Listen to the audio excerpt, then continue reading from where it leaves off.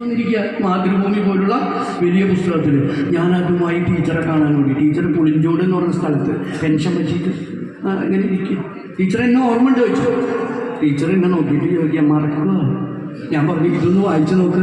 പുസ്തകം നോക്കിയപ്പോൾ മുകളിലുണ്ട് ഹക്ക്. ടീച്ചർ എന്നെ നോക്കിയിട്ട് ചോദിക്കുക, എന്താ എൻ്റെ ഉദ്ദേശം?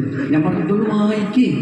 അടുത്തിരുന്ന് ടീച്ചർ മൊത്തം വായിച്ചിട്ട് എന്നെ ചേർത്ത് പിടിച്ചിട്ട് പറഞ്ഞു, എൻ്റെ മോനെ ഇങ്ങനെയായിരുന്നു മനസ്സിൽ ഉദ്ദേശിച്ചിരുന്നില്ലേ? ടീച്ചർ അറിയാണ്ട് അടിച്ചതാണ്, മോൻ നല്ല എഴുത്തുകാരനാവട്ടാന്ന് പറഞ്ഞ് എന്നെ ചേർത്ത് പിടിച്ചു. ഒരു പക്ഷേ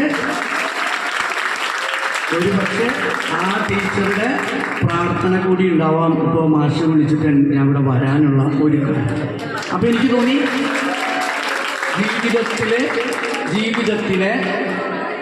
ജീവിതാനുഭവങ്ങളെ കഥയ്ക്ക് വേണ്ടി വേറെ അങ്ങോട്ട് പോകണം.